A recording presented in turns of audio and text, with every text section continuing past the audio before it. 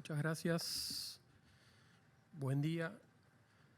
Muchas gracias por la invitación al equipo de representación de los trabajadores. Muchas gracias a todos los que están acá presentes, a las personas que están también siguiendo el evento a través de internet, que no están acá, pero lo están siguiendo. Y muchas gracias también a EBU por prestarnos este precioso lugar para esta actividad.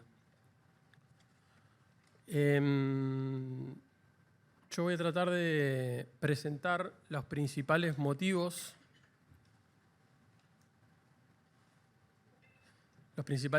que llevaron a la ONASPO a considerar el voto negativo en la comisión de expertos, tanto en la etapa de diagnóstico como en la etapa de recomendaciones.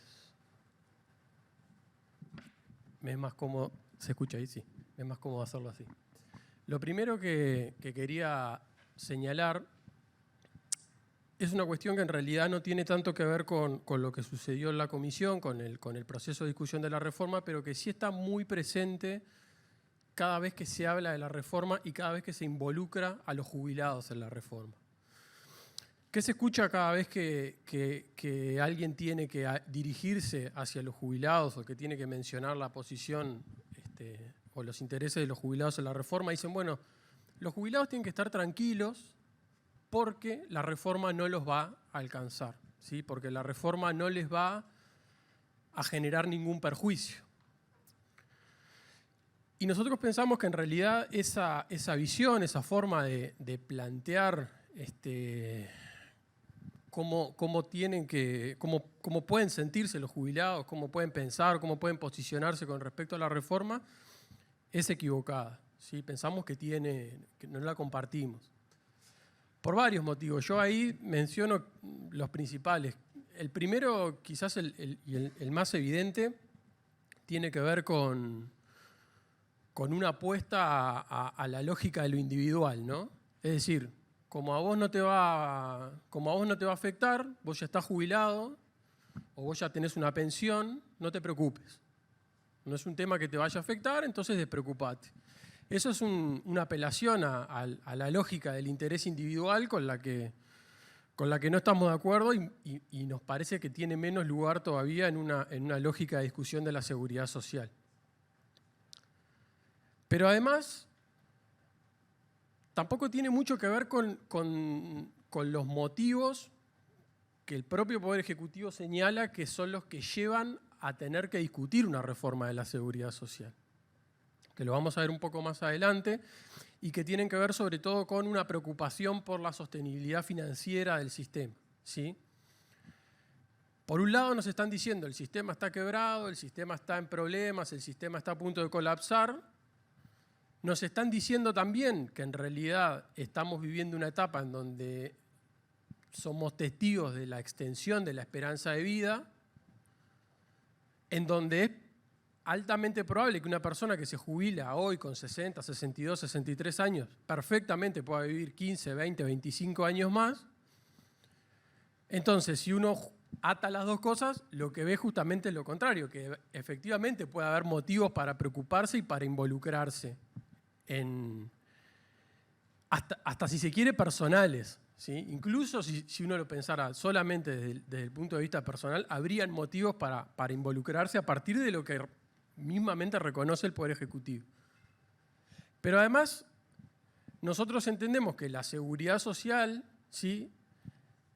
Y sobre todo un sistema de seguridad social se construye a partir de un pacto social, ¿sí? De un pacto que cierra la sociedad y que por supuesto tiene que incluir a todas las personas que integran la sociedad, ¿sí? A todos, a los trabajadores, a los jubilados, a los futuros trabajadores. Y por eso quizás empezar haciendo esta primera referencia porque bueno, ¿no? Muchas veces se plantea el tema de la participación de los jubilados. Y después, yo voy a tratar de hacer una presentación que vaya como de los aspectos más generales a los más específicos, ¿sí? Hay muchos aspectos generales que empezaron, que que influyeron en el funcionamiento de la comisión, en la forma en la que se discutió, en los temas que se discutieron, que empezaron a forjarse incluso antes de que se creara, de que empezara a trabajar la comisión, ¿sí? La LUC crea la comisión de expertos en seguridad social y plantea el objetivo específico de discutir el régimen jubilatorio, ¿sí? El régimen de jubilaciones y pensiones. Y acá hay una primer constante que se da en el proceso de discusión que hubo. Acá se puede ver que hay un primer intento de empezar a acotar la discusión, ¿sí? De encasillarla, de llevarla hacia determinados aspectos muy específicos. Y lo primero que hace la ley es decir, bueno, lo que tiene que discutir la comisión es una reforma del sistema jubilatorio. ¿Qué hace eso? Bueno, deja por fuera muchas otras cosas que tienen que ver con la seguridad social, las prestaciones de activos, bueno, ni que hablar, todo el BPS tiene prestaciones de activos, prestaciones de salud, prestaciones sociales. Deja por fuera, por ejemplo, algo muy importante que es la discusión necesaria sobre el tema de cuidados, ¿sí? Que tiene una característica, entendemos que estratégica para el futuro del país, en tanto se está hablando de una sociedad cada vez más envejecida, ¿sí? Una sociedad que cada vez extiende un poco más la esperanza de vida, ¿sí? Una sociedad que sea vejente y por lo tanto una sociedad que es pasible de requerir más cuidados en la etapa adulta, pero también de una sociedad del conocimiento y de la información que va a requerir en las próximas décadas de niños y de jóvenes cada vez más formados, cada vez más educados, ¿sí? Y eso se empieza a formar, se empieza a generar o se empieza a construir desde las primeras etapas del crecimiento, ¿sí? Por eso los cuidados en primera infancia son tan relevantes. Y bueno, toda esa discusión, toda esa gran discusión que tiene que ver con seguridad social, no con otra cosa, fue dejada prácticamente de lado, digamos, a instancias de algunos pedidos especiales que realizamos para que determinadas organizaciones comparecieran a la comisión a dar su punto de vista, logramos que tener por lo menos la visión, una visión general, y que el documento recogiera, no como recomendaciones, sino como sugerencias, pero por lo menos algunos puntos vinculados al tema de cuidados, pero sin poder dar una discusión de fondo. Entonces, eso es como una primera barrera que se le pone a la discusión. Una segunda barrera que se le pone, o un segundo cerco, ¿sí? Como para ir ya acotando más todavía la discusión, tiene que ver con algo que mencionaba también Ernesto en la presentación y que tiene que ver con discutir en base a los problemas de sostenibilidad financiera que tenga el sistema, ¿sí? Partiendo además de algunos preconceptos que son por lo menos muy discutibles. Desde las visiones más pesimistas o casi apocalípticas, ¿sí? Digamos, antes de que incluso se formara la comisión y de que se aprobara la ley de urgente consideración, el director de la Oficina de Planeamiento y Presupuesto dijo que el sistema estaba quebrado, ¿sí? Yo siempre cuento que, digamos, yo trabajo en la representación de los jubilados y pensionistas en el BPS y a partir de esas declaraciones hubo mucha gente que llamó con mucha preocupación para saber si efectivamente corría riesgo su jubilación de que se la sigan pagando, de seguir cobrando, ¿sí? Porque son realmente afirmaciones que quien las escucha y no está indudablemente empapado en el tema, generan alarma.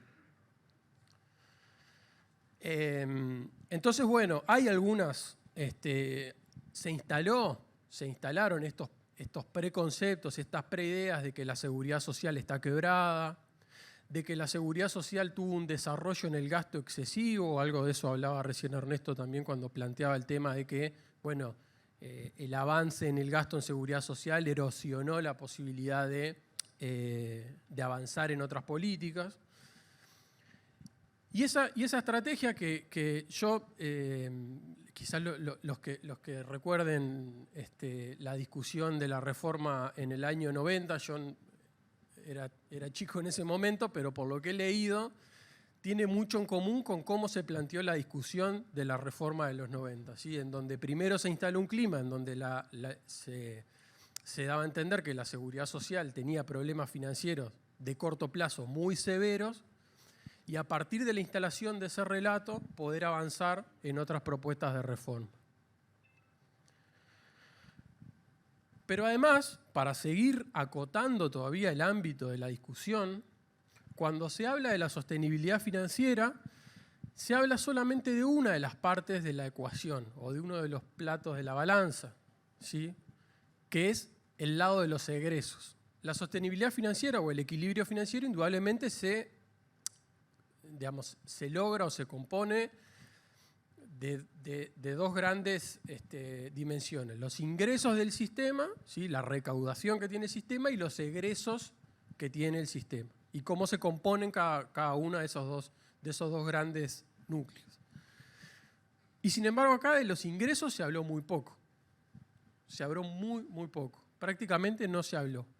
Probablemente partiendo de esos preconceptos que también se fueron instalando en la previa de la comisión y que se mantuvieron a lo largo del trabajo de la comisión, y que algo de eso creo que mencionaba, también lo dijo Ernesto, que tienen que ver con establecer que los aportes patronales, por ejemplo, llegaron a un tope, y plantear prácticamente en términos de una locura pensar cualquier otra forma que genere o que pueda implicar un aumento del peso de aportes que se realiza desde el sector patronal. Digamos, eso se planteó directamente como una cuestión fija, ¿no? Como un axioma, digamos. Así como muchas veces se dice, bueno, el país no soporta más impuestos, bueno, muchas veces en esto la versión asimilable de esa afirmación a la seguridad social es los aportes patronales son los que son y no hay absolutamente ningún margen ni para modificarlos ni para hacer ninguna innovación que los modifique, ¿no? Entonces estábamos viendo que en realidad la discusión no se planteó al principio como no una discusión general sobre seguridad social, sino como una discusión del sistema jubilatorio. Vimos además que en realidad dentro de lo que era el sistema jubilatorio se apuntó específicamente a la sostenibilidad financiera. Y vimos que dentro de la sostenibilidad financiera además se habló solo del gasto.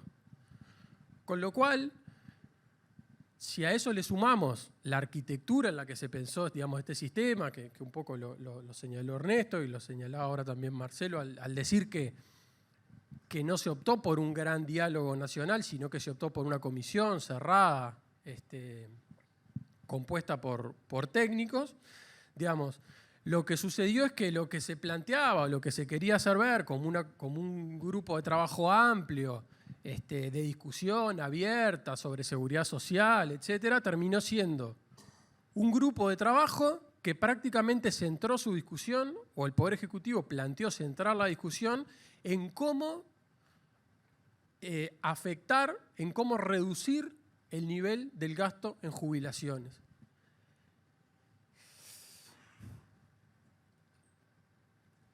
Estas cosas que yo les decía antes se plantearon más o menos de forma explícita porque en realidad, digamos, están recogidas o en declaraciones de prensa o incluso en lo que los representantes del oficialismo planteaban en la comisión.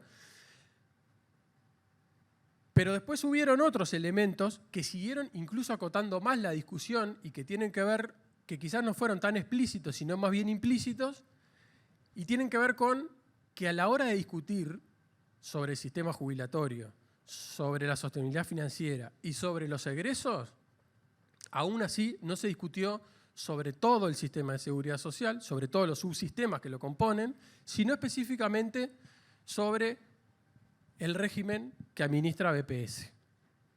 ¿Sí?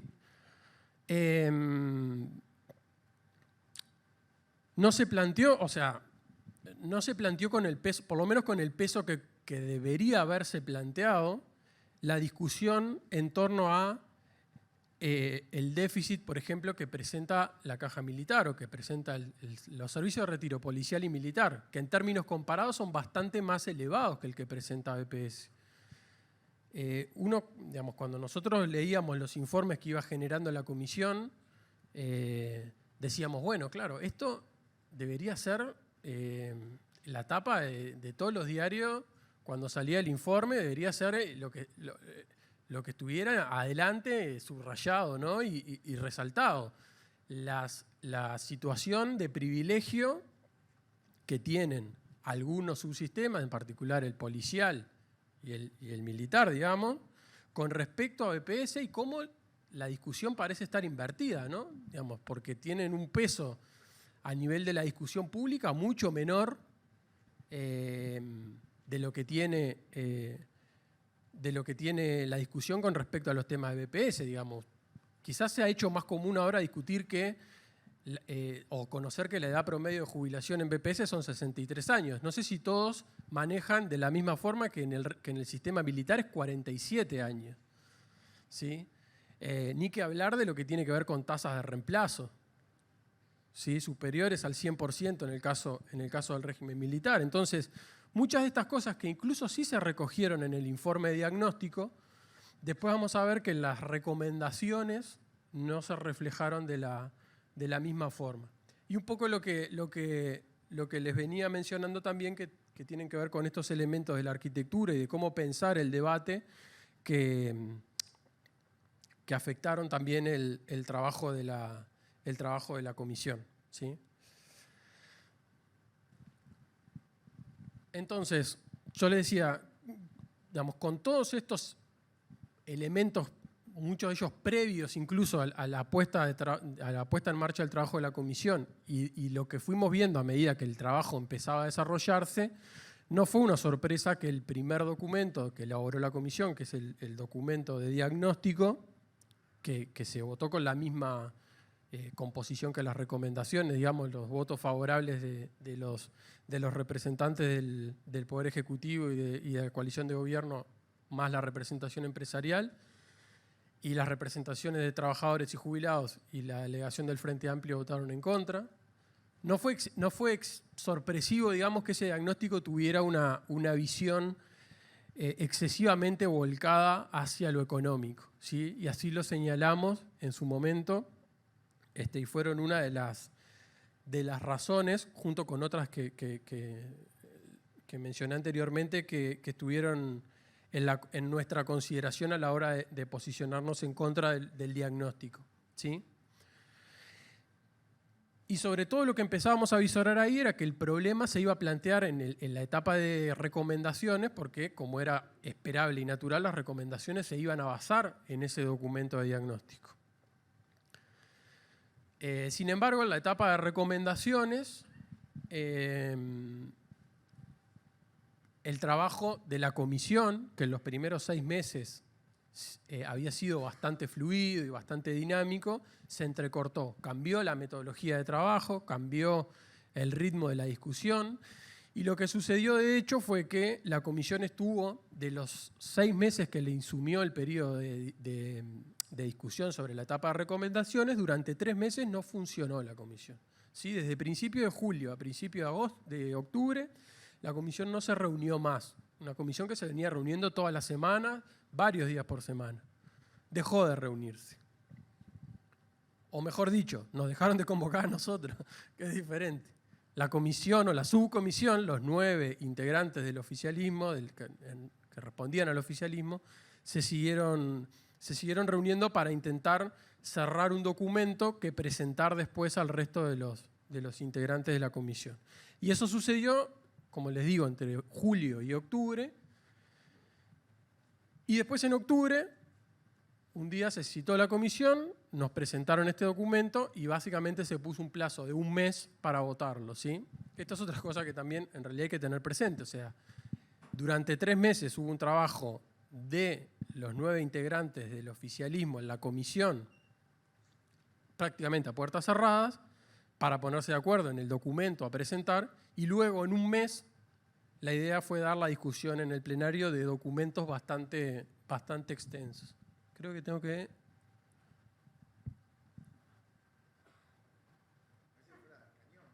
¿Sí? Acá vienen los refuerzos. Bien, gracias. Entonces, pasando un poco a las recomendaciones más específicas, digamos, porque todo esto que yo les venía mencionando tiene que ver con el panorama general en el que se dio la discusión.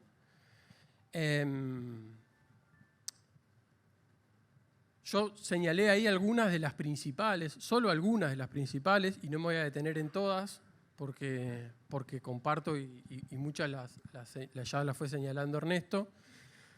Algunos de los aspectos que verdaderamente son preocupantes de la discusión, ¿sí?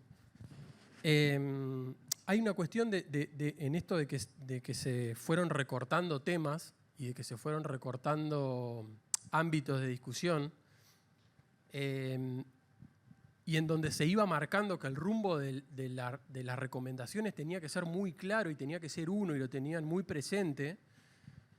Y creo que hay una anécdota de una reunión que lo ejemplifica bien y lo involucra a Hugo, pero te dejo bien parado, Hugo, no te preocupes.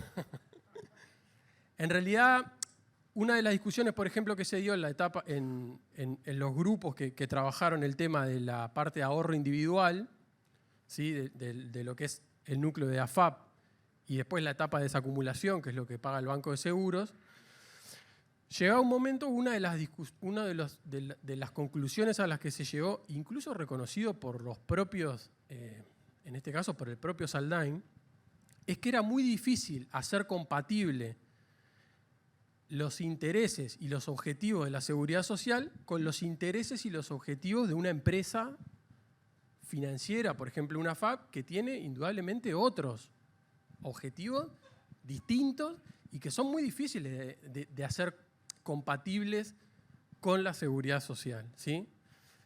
Entonces me acuerdo que en ese momento la discusión fue, bueno, pero es como un poco el sistema que tenemos. Y ahí Hugo planteó que la discusión, que el problema que teníamos era ese y que si les parecía bien, una idea era discutir, no en términos de un sistema ya instalado, sino discutir, bueno, si efectivamente si estamos ante este problema, ¿por qué nos tenemos que atar a que haya, a que el sistema esté compuesto por empresas privadas que tienen fines distintos a la seguridad social, ajenos completamente a la seguridad social? Y que si estaban de acuerdo podíamos empezar a discutir una propuesta que se organizara de otra manera. Y muy rápidamente Saldain dijo, no hay clima para eso. ¿Qué quiero decir? Que la discusión en realidad, lo de que era abierta y que era amplia, en realidad fue más o menos, porque digamos, estaba muy acotado a que tenían que resolverse las cosas en un marco tan acotado que no dejaba mucho margen a pensar en propuestas o en alternativas al sistema actual que en pocas palabras estaba reconociendo que tenía fallas importantes. Pero yo le decía, estas son solo algunas, yo me voy a detener en dos nada más, pero no quería dejar de referirme a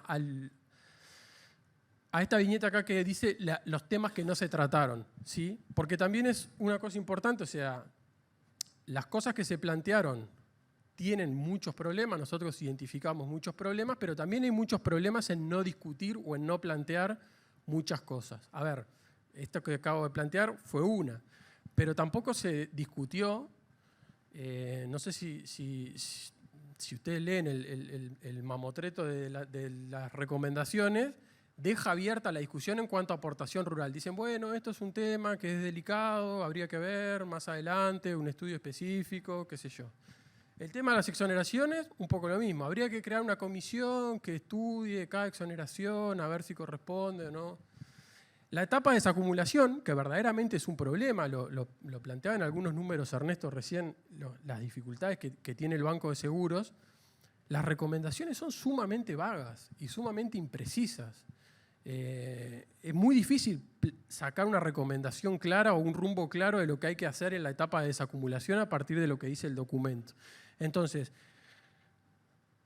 hay muchas cosas que se dicen y con las que nosotros estamos en contra y muchas otras que no se dicen y que su ausencia además no es, su omisión, digamos, no es casual, ¿sí? Porque en la etapa en ese mes que se discutieron las recomendaciones, se dijo, bueno, es muy contradictorio lo que se está diciendo con la recomendación, o sea, Por ejemplo, me acuerdo en el caso de aportación rural, y se dijo, bueno, puede ser que sí, pero queda así. Esa fue un poco la tónica del último mes de trabajo.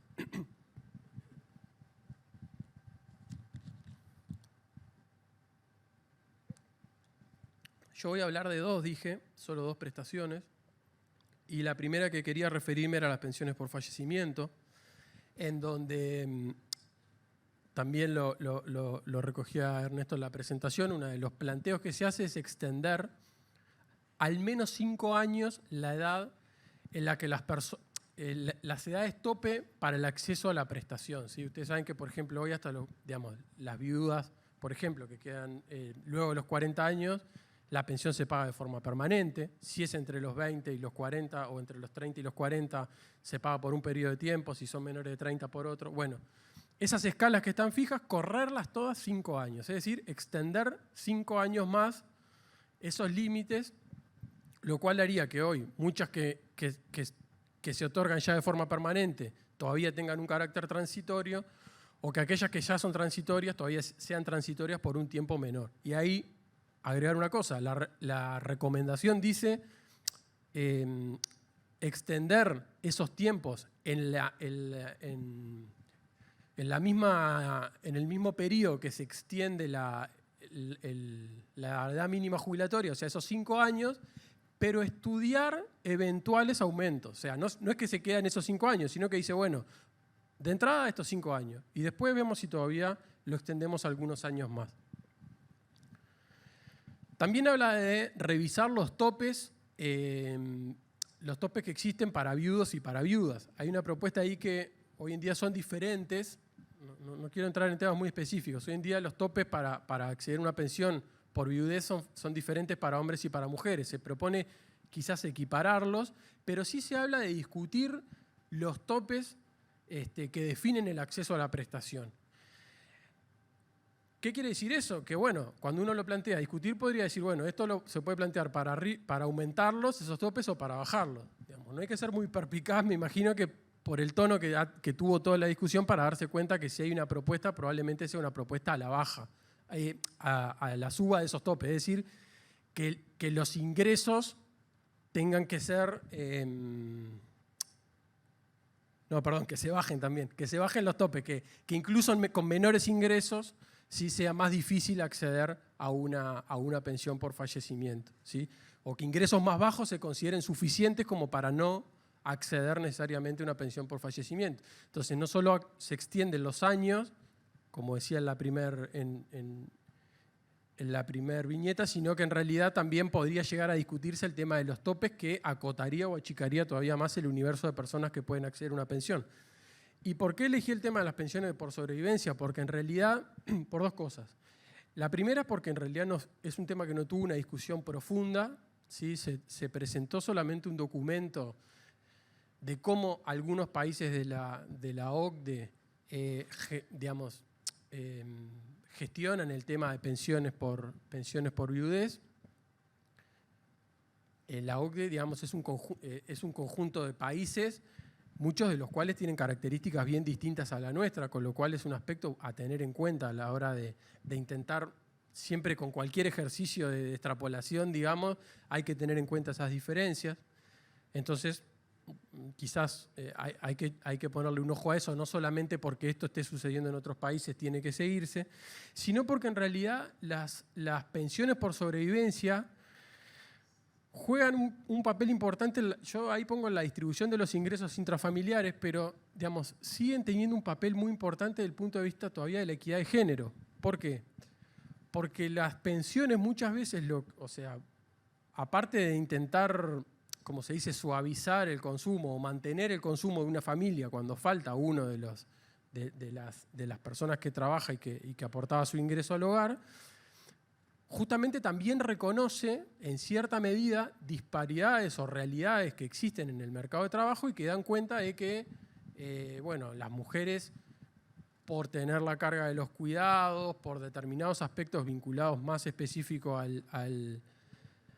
al ámbito laboral incluso la distribución en materia de género que se da en el trabajo a la interna de los hogares, muchas veces eso se ve en los datos que hay sobre jubilaciones, tienen más dificultades para alcanzar los años de servicio necesarios para una jubilación o cuando los alcanzan pueden incluso tener montos jubilatorios menores. Entonces, la pensión en cierta manera opera como una especie de compensación y así se ve en otros países también.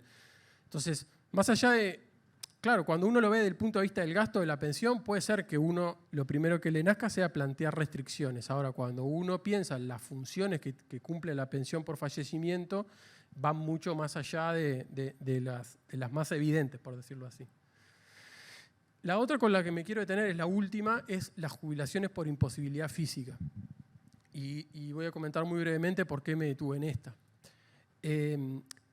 Esta recomendación, que tiene que ver con lo que decía Ernesto, que hoy una persona que se jubila por imposibilidad física recibe el 65% de tasa de reemplazo, digamos, de ese cálculo jubilatorio que se le hace en función de los aportes, y se plantea bajarlo al 50%.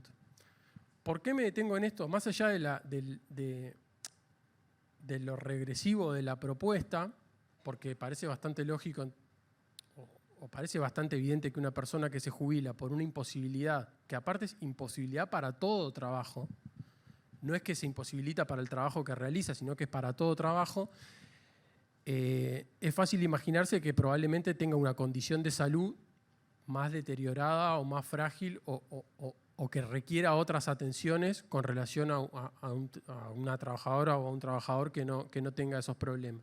Entonces es fácil pensar que probablemente tenga gastos de atención a esa imposibilidad que le demanden otro esfuerzo económico. Y por eso es entendible que haya una brecha, ¿sí?, que no sea exactamente el mismo porcentaje que recibe una persona que se jubila de forma común. Pero yo creo que además en esta discusión es el caso más evidente en donde la comisión se alejó sensiblemente del carácter técnico que debía tener. Porque en realidad acá lo que primó fue un criterio más basado en un preconcepto, en donde, si me permiten la expresión, lo que se manejaba es, están todos de vivo, ¿sí? La gente está de viva, se presenta a solicitar una imposibilidad física como si solo dependiera de la persona, ¿no? Digamos, hasta en algunos casos con desconocimiento llamativo de cómo opera la lógica para otorgar una jubilación por imposibilidad física. Pero básicamente, bueno, acá el aumento de los casos por imposibilidad física se debe a que la gente se avivó de que el porcentaje que le pagan es más alto, entonces se presenta y pide una jubilación por imposibilidad física. Entonces eso hay que terminar con ese incentivo, pues se planteaba en esos términos, con ese incentivo que tiene la gente a acceder a una jubilación por imposibilidad física. Y eso en realidad no está respaldado, o sea, esa conducta no está respaldada, no se respaldó en ningún documento, digamos, no hubo ningún informe, no se tuvo el cuidado en este caso, como se tuvo en el caso de la aportación rural, de decir, bueno, esto es un tema complejo que capaz que tenemos que pedirle a alguien, a los médicos que nos aporten su mirada experta, que aporten su conocimiento específico. No fue un solo profesional de la salud a justificar que fuera conveniente o que existiera. No se le consultó a BPS si hay algún informe, algún registro que diera cuenta de ciertos abusos en la práctica de la solicitud de jubilación por imposibilidad física. De hecho, es probable que si se solicitaran se dieran cuenta que en realidad son pocos o es bajo el porcentaje de fraudes que se detectan de personas que solicitan una imposibilidad. Una jubilación por imposibilidad se le otorga y después se revisa y se le deniega, ¿sí? Entonces, un poco para ir cerrando, desde antes de que se comenzara a trabajar la comisión, empezó a haber un proceso de tratar de delimitar o de acotar el debate, ¿sí? Básicamente, primero se hizo con definir que se discuta solo sobre el régimen jubilatorio, luego sobre temas específicamente vinculados a la parte económica, luego sobre temas específicamente vinculados a los egresos y luego sobre específicamente el subsistema administrado por BPS. Y a otro comentario nomás de otra cosa que fue bastante llamativa y sucedió. Cuando se hicieron las recomendaciones, todas estas recomendaciones que hablaba Ernesto, de subir la edad de retiro, de modificar el cálculo, la forma de cálculo jubilatorio, etcétera, etcétera, para el sistema de BPS se hicieron unas proyecciones actuariales, unas proyecciones a largo plazo para ver, bueno, cómo se reduciría el gasto con todas estas medidas que estamos proponiendo, ¿tá? Para BPS se hizo, para las cajas paraestatales se les pidió a ellos que hicieran unas estimaciones de largo plazo nuevas en función de determinados parámetros nuevos que se le dieron, pero para la caja policial y para la caja militar no se hizo ese ejercicio. No sabemos por qué, y nunca llegó. Se iba a hacer, la comisión votó el informe, se votó un informe con recomendaciones sin saber, por ejemplo, sin tener un estudio actuarial de qué impacto tendrían las recomendaciones que supuestamente se proponían para la caja militar, que no eran muy específicas, pero bueno, por lo menos para hacer un ejercicio teórico, nunca se conocieron, porque nunca se llegaron a hacer antes de que se votara el informe, ¿sí? Y después no se difundieron, así que yo hasta el día de hoy la sigo esperando, digamos. Entonces, en esto de que se fue acotando tanto el diálogo, en la etapa de diagnósticos, bueno, se marcó esta voluntad de enfocar el debate en el equilibrio del sistema, visto solo desde los egresos, y las recomendaciones fueron en línea con ese diagnóstico y centraron las propuestas principalmente en un solo subsistema que es el de BPS, ¿sí? Y sin embargo otros problemas que sí fueron identificados como problemas, reconocidos como problemas, bueno, ahí sí hubo la posibilidad de excusarse en la falta de tiempo o en la falta de expertise para analizarlo y se dejaron de lado, siendo que otros no se presentó no se tuvo ese cuidado de decir, bueno, quizás en esto hace falta o haga falta detenernos a estudiar un poco más. Y esos fueron algunos de las grandes líneas por las cuales nosotros nos condujo a votar en contra. Quedo abierto a las preguntas que quieran hacer, Eva, para después. Les agradezco mucho de vuelta por la atención y por la invitación. Buenos días. Gracias a ti, Gabriel. La verdad, muy interesante la exposición, no solamente porque conocimos la postura de la UNAJPU, sino también porque las condiciones en que se dieron esas reflexiones dentro de la comisión, que no las sabíamos y es muy importante saberlas. Ahora vamos a dar lugar a la exposición del economista Hugo Bay, representante en la Comisión de Expertos en Seguridad Social del PIT-CNT.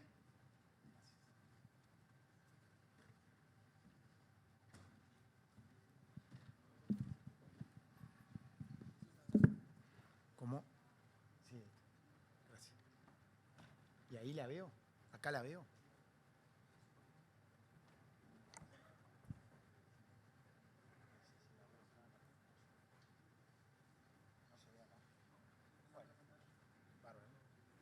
No hay problema.